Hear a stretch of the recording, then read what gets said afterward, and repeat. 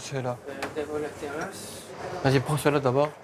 Comme ça, je te fais les restes. Bravo.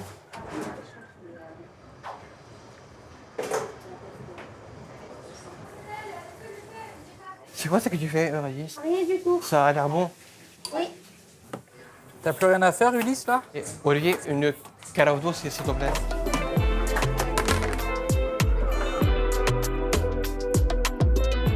Je m'appelle Ibrahim Farchouk et j'ai 27 ans. Je suis né en France. Je suis d'origine libanaise.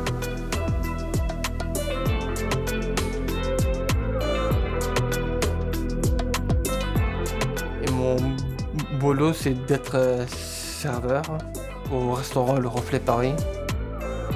Extraordinaire.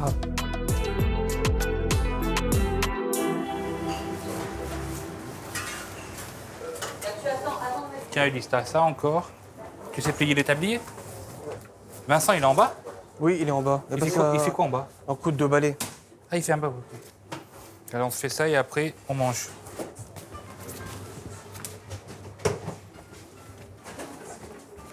Brahim, qu'est-ce que tu fais là? Je plie les tabliers avec Olivier. Qui est Olivier?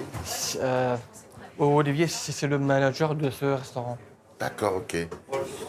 Vous les pliez, vous les repassez pas visiblement. Ah bah non. On les repasse pas. Rien. On les repasse pas, non, c'est vrai. C'est pour la cuisine. En cuisine, c'est un peu moins voyant. Mais en salle, ils sont pliés, ils sont tout propres en salle. Brahim, tu dois faire quoi maintenant? C'est quoi encore tes missions avant le service? On va manger et après je me mettrai en place. Et après, tu te mets en place. Bah oui. D'accord. À 11h, c'est le repas du personnel. Voilà, et après, il y a 30 minutes avant le service où généralement on fait un peu les cons. Et après, c'est parti. Qu'est-ce que tu préfères faire avant le service pour la mise en place? Avant le service, je préfère me faire un café allongé et me poser en terrasse. Oh, je suis d'accord avec toi.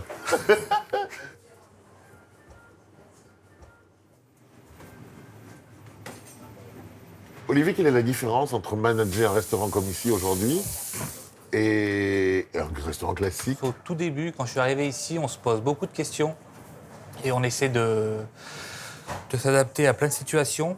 Mais avec le temps, on se rend compte que les questions qu'on se pose, en fait, c'est exactement les mêmes qu'on se pose avec un staff ordinaire, on va dire, même si on n'aime pas trop ce mot. Donc en fait, ce qu'il faut, en fait, c'est être patient et bienveillant. On a tout ça un peu en nous. Il faut juste multiplier ça un peu plus. L'idée, c'est de donner un peu une ligne conductrice d'un service, comment ça se passe de A à Z, avec un peu un fil conducteur. Mais après, ils font un peu, pas en faire des robots, ils font à leur sauce, avec leur caractère. Vous verrez pendant le service, ils ont chacun leur façon de faire ou de présenter le menu différemment. Donc il y a une certaine autonomie qui s'est mise en place assez naturellement. Mais c'est un métier qui est costaud. Hein. Bah oui, moi je le ferais pas.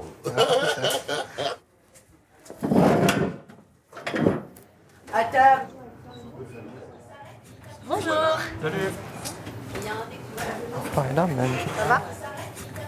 Salut. Salut Flore. Ça va, Star? Bon appétit. Ah bah merci. Je dis, vous avez raconté votre week-end? Oui. Et t'as montré les photos, toi? Oui, j'ai carrément toutes des photos. Trop cool. Demain, il y a des jours fériés aussi. Et demain. Ouais, jeudi, c'est férié, ouais. Oui, c'est la piscine, c'est pareil, la piscine. Ah, la piscine, elle risque d'être fermée aussi, ouais. Oui. Ouais, tout est fermé demain. Ouais.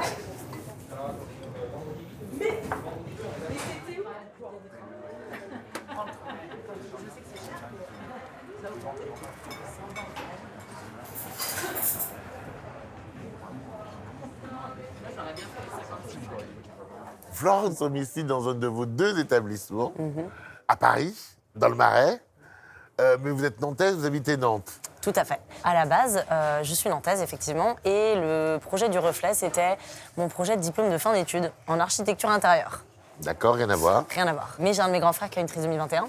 D'accord. Et du coup, dans le cadre de mon diplôme, j'ai eu envie de travailler sur la création d'un lieu, donc d'un restaurant qui, grâce à ses aménagements et son design d'objets, pourrait s'adapter à des personnes comme mon frère pour qu'elles puissent travailler comme tout le monde. Un lieu qui serait créateur de rencontres et d'emplois en milieu ordinaire. Alors j'ai passé mon diplôme, j'ai créé l'association Les Extraordinaires, et puis on a ouvert le premier établissement, du coup, Le Reflet à Nantes en 2016. Ça va faire 9 ans. Et puis on s'est dit, dommage de s'arrêter là. On va en faire un deuxième, il n'y en aura pas d'autres. Donc le deuxième, il faut frapper fort. Et donc Paris, ça apparaissait comme une évidence pour faire rayonner notre message au plus loin. Le problème, qui n'est pas un problème, mais qui est un souci, avec la trisomie 21, c'est l'infantilisation que l'on fait. Ici, ils sont responsabilisés jusque même dans leur transport. Ah bah oui, complètement, parce qu'en fait, pour eux, c'est pas juste un job, c'est une porte qui s'ouvre sur l'autonomie, donc sur les transports en commun. Effectivement, certains se déplaçaient pas du tout en transport en commun avant, et de fait, ils ont appris. Et puis, c'est aussi pour eux l'occasion de prendre ensuite leur envol, quitter le nid familial. C'est une clé pour une vie la plus autonome possible. Vous avez rencontré Ibrahim comment?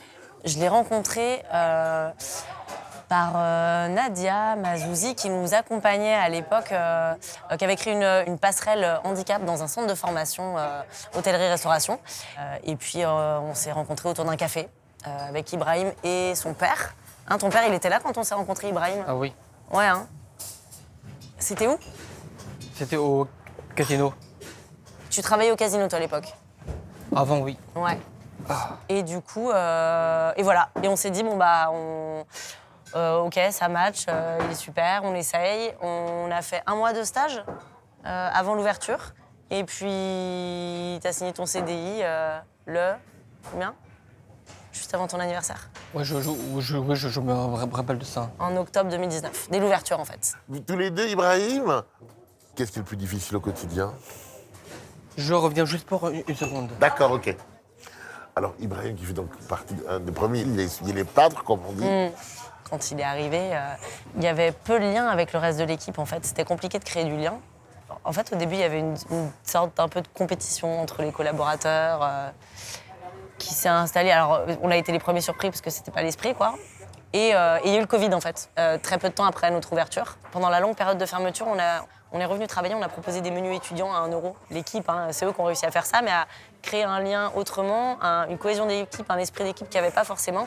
Et aujourd'hui, quand je vois Ibrahim qui est dans l'entraide avec ses collègues, qui échange avec eux, ce qu'il n'y avait pas forcément au début, ça fait partie des super belles réussites quand on voit arriver tout le temps avec le sourire. Aujourd'hui, tu es un des piliers parce que tu es un des premiers à avoir été embauché ici. Ça te donne une responsabilité? Tu te sens responsable des autres? Moi, c'est comme ça que je me crois même. Et quand il y a des nouveaux qui arrivent, par exemple Émile, quand il est arrivé, tu l'aides, tu lui montres comment faire. Quand elle a commencé son premier jour ici, Ouais. on est en train de l'apprendre comment ça se passe à la salle, à gérer tout complètement. On sent que tout le monde vit bien ici. Il n'y a pas de stress comme dans un restaurant classique. On a essayé d'anticiper un maximum de choses, de par le fonctionnement, le système de prise de commande qui est adapté. On travaille beaucoup avec des pictogrammes, des supports visuels, et même la carte, en fait, on a une carte réduite parce que déjà tout est frais, tout est fait maison, et, donc c'est plus simple. Et vous verrez ce midi en déjeunant.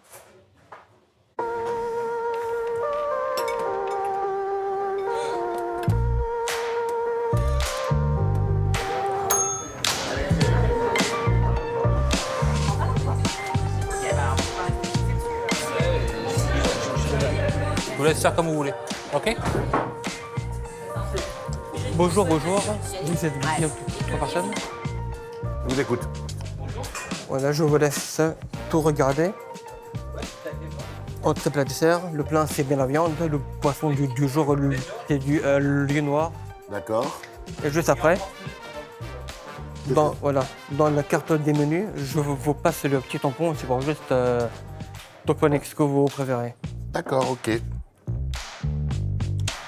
Voilà. Nouvelle table là. C'est pour Sarah en fait celle-là.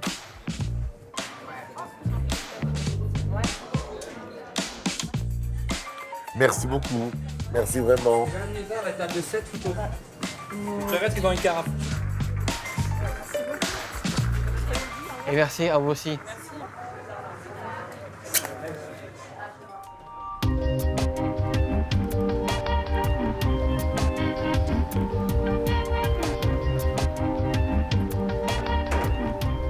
Là, tu viens de finir le service. Ah oui. Je t'ai vu depuis le début mettre la table et à la fin tout ranger. Est-ce que tu aimes ce travail? Que j'aime ce travail, bah oui, j'aime bien parce que ce restaurant, ils sont trop sympas avec moi, trop contents de moi et de mon travail, de mon service. Et c'était carrément très, très super et génial. Parce que, en fait, toi, tu as fait une formation Ah oui, pour être barman et serveur. Oui. Donc, c'était une vraie volonté de faire ce métier, c'est ça? ah oui, c'était une vraie volonté. Comment ça se passe avec les gens? Bah, ça se passe bien. Ils t'embêtent pas? Non, pas trop. Bah, de toute façon, ça me gêne pas même. Ça me fait rien. Et quand il y a trop de monde, des choses comme ça me motive. Et bah, tout passe bien. Tu connais bien le quartier? Est-ce que tu l'aimes, ce quartier? Ce quartier, oui, je l'ai aimé même. À ma droite, par là, je connais même des petits restos libanais.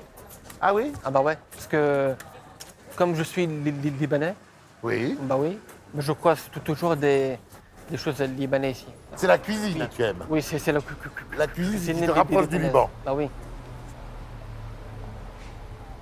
Oh là là, et les gâteaux, t'aimes ça, les gâteaux? Oh, j'adore ça. Oh là là là là, regarde-moi ça. C'est quoi tes gâteaux préférés? Moi, je crois que C'est quoi? c'est la tarte au citron. La tarte au citron? Oui. Tu veux une tarte au citron? Je sais pas si tu m'invites ou pas. Ben, je t'invite! Parce que j'ai rien à payer. Bien sûr, je t'invite! Bonjour!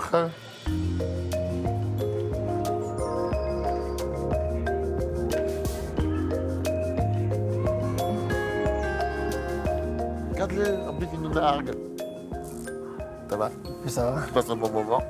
En tout cas, ici, on a passé un bon C'est super. Mais là, moment. en plus, C'était super. tu te poses là.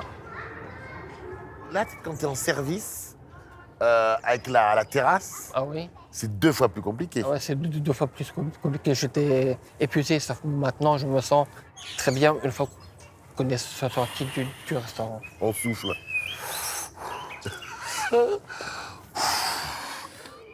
On ne peut pas, quand on est différent, moi je suis différent, je suis noir, je suis gros. Ça, c'est les différences qu'on voit tout de suite. Quand on est différent, on se moque forcément de toi. Comment ça Bon, s'est passé, si, toi? ça m'arrive. Des gens qui se moquent de moi. En tout cas, des regards des gens. Ouais. Ça t'arrive? Oui, ça m'arrive trop. C'est ça qui me fait peur le plus. Pour se battre et combattre ce genre de moment, Ouais, c'est faut c'est- partir tout simplement. Ouais, moi je me casse. Vous avez raison de vous casser. Moi aussi, je me casse. Parlez-moi de la petite enfance, parlez-moi de l'école. Comment ça se passait à l'école? Vous avez des souvenirs de ça? Ah, ça, j'ai plein de souvenirs même. Au collège, je faisais trop d'études. C'est-à-dire que je apprenais trop de choses, des mathématiques, des choses comme ça. En tout cas, ça fait à peu près longtemps que je n'arrivais plus à tenir même. On a aménagé les cours, on a fait différemment pour vous. Et oui, et après le collège, une fois que j'ai commencé au lycée, c'était au lycée que j'ai appris comment ça se passe dans les restaurants, des choses comme ça. Et c'est là-bas que j'ai appris ce métier. Comment ça s'est passé alors? En tout cas, ça s'est passé très bien, j'étais génial. Et Il faut bien que quelqu'un le dise. Quand on est génial, il faut que quelqu'un vous le dise. Eh ben, il vaut mieux que ce soit soi-même parce que sinon, personne ne vous le dira. Comment ça se passe avec vos frères? en tout cas, ça se passe bien, on s'entend très bien. C'est pour ça que vous les aimez beaucoup, les frères. Ah oui, j'aime trop mes frères que je ne peux pas me rester loin d'eux même. Ils habitent encore à la maison? Oui, ils habitent au même endroit. Tous ensemble. Tout ensemble à Hermont. Quand vous êtes en vacances, vous faites quoi? En famille? Oh, oui, on est tous ensemble. Vous allez où? Bah, en fait, je ne sais pas si on va descendre cette année au Liban ou pas. Parce qu'au Liban, c'était la guerre. Sauf là maintenant, de petit à petit, ça commence à arrêter. Alors, vous connaissez bien le Liban? Bah oui, je connais très bien parce que c'est mon pays d'origine. Mes parents, leur naissance, c'était au Liban. Et vous restez libanais, hein? En tout cas, je reste libanais, sauf que je suis pas né là-bas, en fait. Quand je vous dis parlez-moi du Liban, vous allez me parler de quoi en premier? Alors, le Liban, en fait, c'est un pays très pauvre, que même l'aliment, on ne la trouve pas. Et c'est trop dur là-bas. Là-bas, Vous vous rappelez des paysages? des- Des paysages? Il y avait plutôt la mer, Ah oui, la forêt. c'était immense. Il y avait trop de paysages. C'était trop joli, sympa. Même au lever du soleil et au coucher du soleil, Magnifique. c'était magnifique. Les couleurs. Couleur. Allez, tarte au citron. C'est une excellente idée qu'on s'arrête. Merci. Vas-y, serre-toi. À nous. À nous.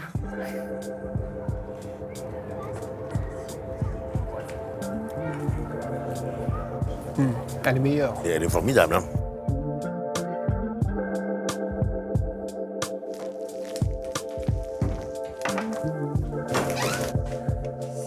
C'est le retour.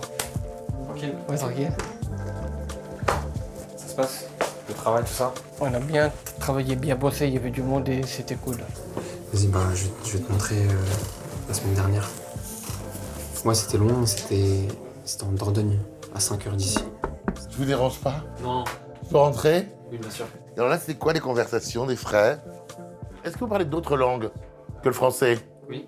Notre deuxième langue maternelle, du coup, est l'arabe, le dialecte libanais. Et Tu parles arabe? Oui, je parle arabe, je parle très bien arabe. C'est vrai? Ah bah oui. Entre vous deux, qui est-ce qui parle le mieux? Ibrahim a un langage plus technique. Bah oui. C'est pas possible. Si, si. Ah ouais? Ouais. Ah oui, c'est vrai.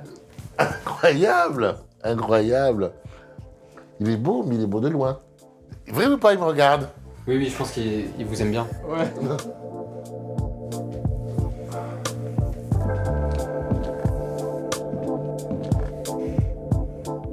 Faut la faire encadrer, cette photo. Ah non, mais là, c'est qui, là? Ça, c'est le beau gosse, là. Non, mais là, c'est deviné. Ça, je peux deviner. C'est toi et toi. Ibrahim et Ibrahim.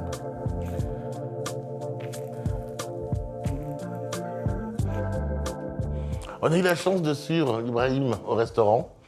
Il travaille beaucoup, hein. Il n'arrête pas tous dans le restaurant, mais lui particulièrement. Est-ce que vous avez le temps, vous, de le croiser dans la semaine? Le soir, souvent, oui. Le soir, quand je rentre du travail. Souvent, on dîne ensemble, sauf quand il est de service du soir. Est-ce que vous vous rendez compte que ton frère est un des piliers du restaurant? Est-ce que quand tu étais plus jeune, tu aurais vu un jour ton frère dans un rôle comme ça? Alors honnêtement, Ibrahim, c'est quelqu'un qui nous inspire beaucoup, nous, ses frères et sa famille. Et c'était sûr qu'il était voué à avoir un peu la lumière sur lui parce que c'est quelqu'un de très énergique. Ça m'étonne pas que ça soit une star, pas que dans cette famille, mais même au sein de son restaurant. Est-ce que vous, monsieur, lorsque vous avez su ce qui se passait dans la vie d'Ibrahim, vous auriez pu imaginer que votre fils prendrait comme ça de l'importance, des responsabilités et qu'il les assumerait, et dans le temps, parce que c'est ça qui est fabuleux. J'ai tout fait pour que ça soit ainsi. Ouais. J'ai essayé de l'accompagner depuis tout jeune, s'occuper de son éducation, qu'il soit instruit. Donc, oui, je pense que j'ai essayé de l'aider de mon mieux. Mais lui aussi, il a fourni beaucoup d'efforts. Je trouve qu'il y arrive. Et sa totale autonomie ne vous a jamais fait peur en tant que papa? Moi, ce qui m'inquiétait au départ, c'est comment il va faire les trajets, comment il va se souvenir du métro, quelle station, etc. Parce que je lui ai montré les trajets, j'ai fait les premiers trajets avec lui plusieurs fois. Ce qui m'inquiétait, c'est que si jamais il y a des perturbations, un train qui n'existe pas, comment trouver une alternative. Mais il se débrouille. Il se débrouille. Oui, oui. Au début, lorsqu'on se rend compte que son enfant n'est pas tout à fait comme les autres, comment ça se passe? Comment on réagit? Ce fut un choc, un vrai choc, et je l'ai vu à la naissance.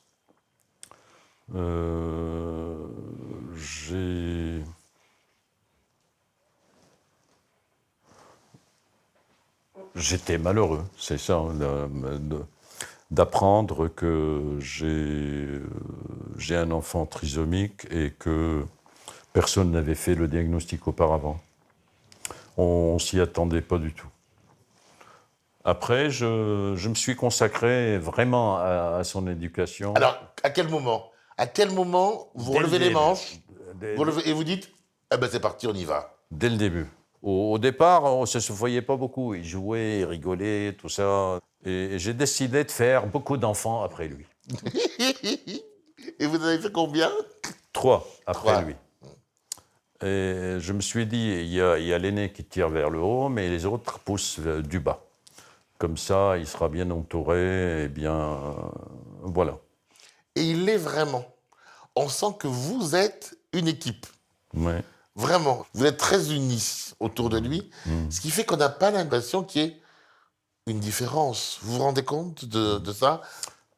J'ai beaucoup insisté pour que je ne le traite pas différemment des autres. Même ses frères et sœurs, je leur ai appris que c'était un enfant comme eux. Donc, il était traité pareil. S'il fait des bêtises, il sera puni pareil, comme les autres. Pour les jeux, il joue à la même chose. Sauf le vélo, je n'ai pas réussi à lui apprendre. Le vélo, non, ça ne fonctionne pas. Non, je n'ai pas réussi. Pourtant, j'ai essayé. Il a même appris à jouer au basket. Il est champion de basketball, Ah oui, c'est comme vrai. son frère d'ailleurs. D'ailleurs, comme Michael Jordan. Comme Michael Jordan. Ouais. Bah, oui, tout simplement. Avec les yeux fermés même. Tu voyais, toi, une différence dans l'éducation que les parents apportaient à Ibrahim par rapport à la tienne? Pas vraiment.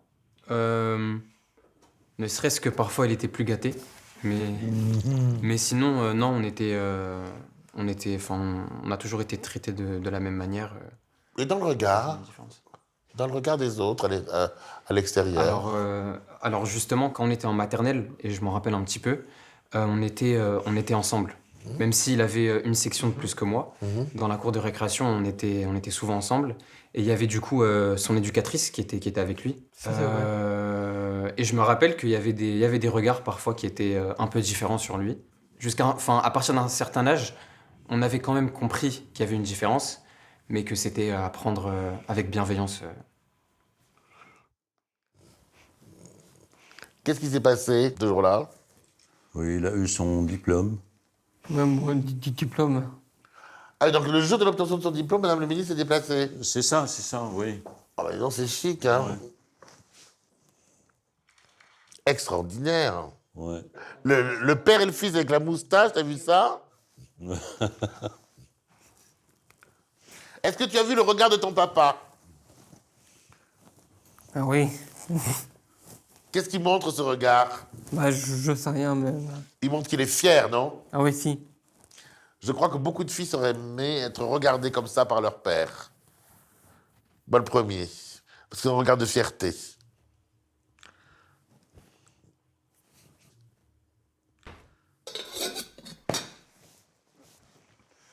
Je vais vous faire goûter les olives du jardin.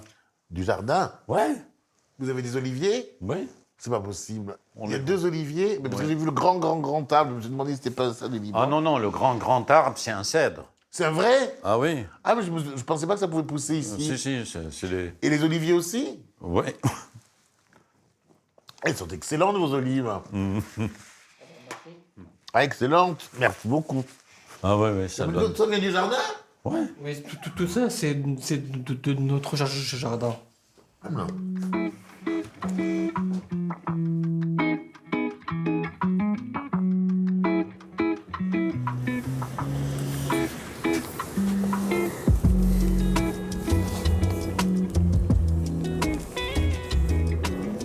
Ce fut et sera un moment inoubliable.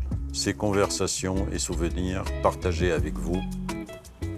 Merci à vous tous pour ce travail formidable que vous faites et qui fait de Rassemblance un excellent projet pour casser les préjugés, quels qu'ils soient. Ibrahim et Mansour se joignent à moi pour vous remercier. Badi Farchouk.